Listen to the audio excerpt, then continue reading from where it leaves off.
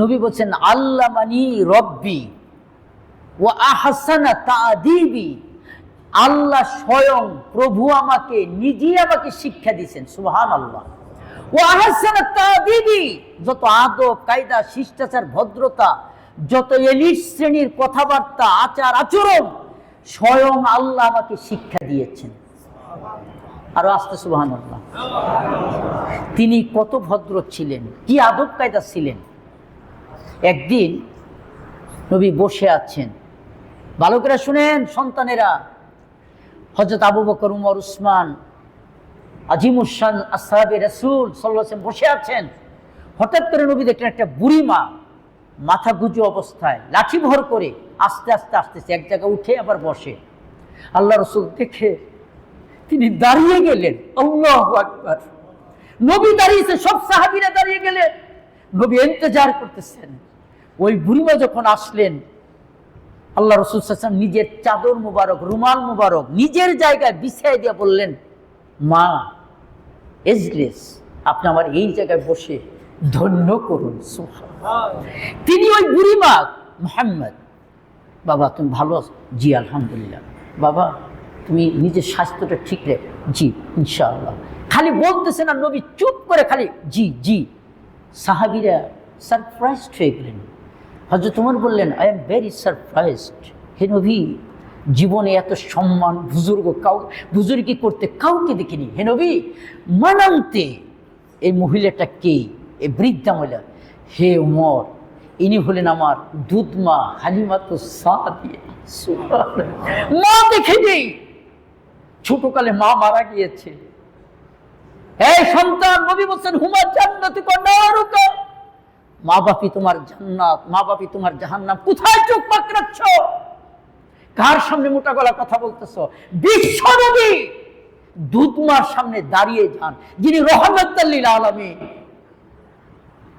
তিনি মার সম্মানে দাঁড়িয়ে যায়, তাও দুধমা।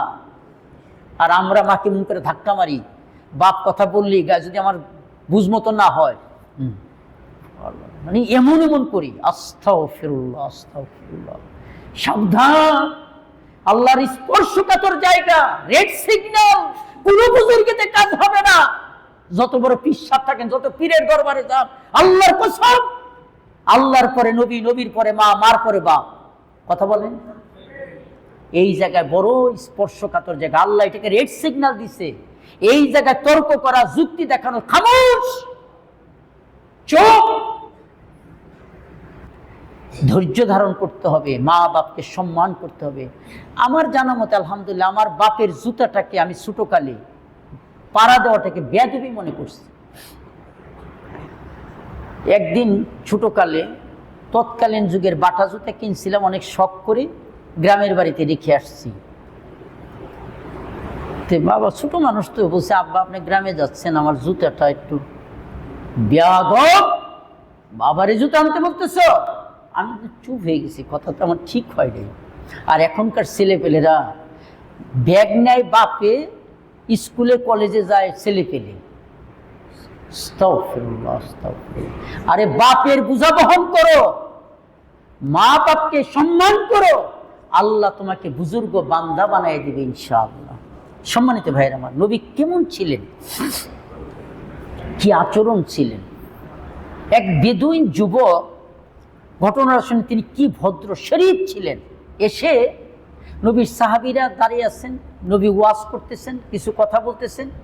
উটের উপরে বসা, ইয়ামিনী দামি চাদর, কারুকার্যময়।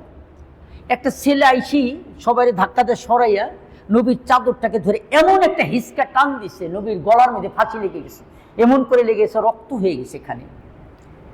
সাহাবীরা বললেন, বেয়াদব, তোর এত বড় সাহস। ছেলেটা বলতেছে, ইয়া মুহাম্মদ সাল্লাল্লাহু আলাইহি ওয়াসাল্লাম, আপনার কাছে তো অনেক টাকা পয়সা আছে, আমার কিছু সাহায্য করেন, ভিক্ষা চাচ্ছে। আল্লাহু আকবার। চিন্তা করেন, সাহায্য চাচ্ছে, কি আচরণ করে। নবী মুস্কি হাসি দিয়ে বললেন, এই, তিনি তাকে কিছু দান করে দিলেন। তে নবীজি কি ভদ্র, কি পুলায়, কি আদব কায়দা ছিল। সম্মানিত বুজুর্গানে ভাইয়ের আমার, তাহলে নবী কত বিনয়ী ছিলেন, কত মন উদার প্রশস্ত ছিলেন। সম্মানিত ভাইয়ের আমার, মুরব্বীদের কেমনে সম্মান করতে, নবীর কি শিক্ষা। একদিন নবীর রাস্তা দিয়ে যাচ্ছেন, তাফসিরে মারিফুল কোরআনের মধ্যে আসছে, নবী হাঁটতেছেন আগে আগে, এমদিমেন্টিয়ায় আবু বকর তার ডান পাশে, উমর রাদিয়াল্লাহু আনহু বাম পাশে, কিন্তু হাঁটা অবস্থায় আবু বকরকে ক্রস করে, ভালো করে শুনে নেন, আবু বকর রাদিয়াল্লাহু আনহুকে ক্রস করে উমর একটু আগে গেছে। আল্লাহ রাসূল সাল্লাল্লাহু আলাইহি ওয়াসাল্লাম উমরের জামার আস্তিন পিছন থেকে ধরে টান দিয়ে বলছেন, ওমর কার সামনে হাঁটতেছ? ও আবু বকর। সুবহানাল্লাহ। মুরব্বী, বয়োজ্যেষ্ঠ, সম্মানিত অনার্মাল পারসন, তোমার থেকে অনেক বুজুর্গ, কার সামনে হাঁটতেছ? আমরা অনেক সময় মনে করি সারে আসছে, কি হয়েছে? নবী বলেছেন, কুমু লিসাইয়্যিদিকুম, নেতা যিনি, লিডার যিনি, স্যার যিনি, বস যিনি, তোমার মালিক যিনি, তার সম্মানে দাঁড়িয়ে যাও। আল্লাহু আকবার। সম্মানিত ভাইরা আমার, আবু বকর আগে গেছে, উমর আগে গেছে, নবী টান দিয়ে ধরছেন, কার সামনে হাঁটতেছ? পিছে আসো। আদব কায়দা শিক্ষা দিয়েছেন। আমরা জোরে জোরে কথা বলি, আদব কায়দার লঙ্ঘন। আল্লাহ সূরা হুজরাতে বলেছেন, নবীর সামনে যে ঘরের দরজা নেড়ে বলতেছেন, হুজুর নামাজে, ইয়া রাসূলুল্লাহ নামাজের টাইম হয়েছে, তাতে আসেন। লেখাপড়া নাই তো, সবাই তো একরকম না। আল্লাহ ওহী নাজিল করে বলছেন, লা তারফাউ আসওয়াতাকুম ফাওকা সাউতিন নবী, নবীর গলার উপরে এরকম উচ্চ স্বরে কথা বলবে না, গলা কণ্ঠ ঠামাস আস্তে করে বলো, বিনয়ের সাথে কথা বলো। তাহলে আমার নবী কি পোলাইট ছিলেন, কি ভদ্র ছিলেন। সম্মানিত ভাইয়ের আমার, 3 ব্যক্তি অবশ্যই মুনাফিক। হাদিসটি ভালো করে শুনে নিন। লা শাক্কা ফিল কালাম, no doubt in the my speech. নবী বলেছেন 3 ব্যক্তি অবশ্যই মুনাফিক। 1 নাম্বার, মুসলমানদের মধ্যে বয়োজ্যেষ্ঠ মুরব্বীকে যে সম্মান করে না, সে মুনাফিক। যে মুআল্লিম, শিক্ষক, উস্তাদ, যার কাছে কিছু শিখছেন, তাকে যে সম্মান করে, হি ইজ মুনাফিক। 3 নম্বর, ন্যায়পরায়ণ শাসককে যে সম্মান করে না, হি ইজ অলসো মুনাফিক, সেও মুনাফিক। আল্লাহ রাসূল সাল্লাল্লাহু আলাইহি সাল্লাম তিনি একটি হাদিস বর্ণনা করেছেন, মান তাওয়াদা লিআখিহিল মুসলিমি রাফাআহুল্লাহু, যে নিজেকে আল্লাহর জন্য বিনয়ী করে, ছোট মনে করে, না উস্তাদ আসছে, হুজুর আসছে, একজন সম্মানিত ব্যক্তি আসছে, নবী বলেন আল্লাহ নিজে তার মর্যাদা বাড়িয়ে দিবেন। ওমান আরতাকা আলাইহি ওয়াদাহুল্লাহ আও কামা ক্বালা, আর যে নিজেকে অহংকার মনে করে, দৌড় আসছে দিকে কি হয়েছে, পায়ের উপরে পা দিয়ে লম্বা করে বসে আছি, আল্লাহ নবী বলেন আল্লাহ তাকে নিজে অপমানিত করবেন, জিল্লতি দিবেন, অপদস্থ করবেন, অসম্মানিত করবেন, এমন অপদস্থ করবেন চিন্তাই করতে পারেন নাই। কি আল্লাহর এই ক্ষমতা আছে না নাই? সম্মানিত ভাইয়ের আমার, ব্যক্তিগত জীবনে, পারিবারিক জীবন, সামাজিক জীবন, রাজনৈতিক জীবন, অর্থনৈতিক জীবন, লেনদেনে, অফিসে, আদালতে বিনয়ী হই। মানুষ আপনাকে ভালোবাসলে আল্লাহও ভালোবাসবে। এজন্য খালি নামাজ রোজা পড়লাম, হুজুর অনেক বড় আবা কুবা পড়ছে, দাগ দুঃখ হয়েছে, হজ উমরা করে হুজুর বড় পিসাব, ভিতর যদি অহংকার মুক্ত না হয়, নিজে যদি বিনয়ী না হয়, নিজেকে যদি ছোট মনে করতে পারে, কিসের অদর? সম্মানিত আমার, কি কথায় রাগ হলেন নাকি আপনারা?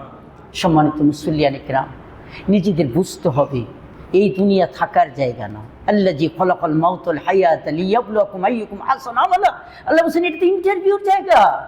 জীবন আর মৃত্যু, হায়াত আর মৌত দিয়েছি, ভালো কাজ করো আর খারাপ কাজ করো, এটা নোটিফিকেশন করছি, এটা অডিও ভিডিও হচ্ছে, কিরামান কাতিবিনা ইয়ালামুনা মা তাকুনু লাইফ হিস্টরি, এটা ভিডিও হচ্ছে, পরকালে পাবি।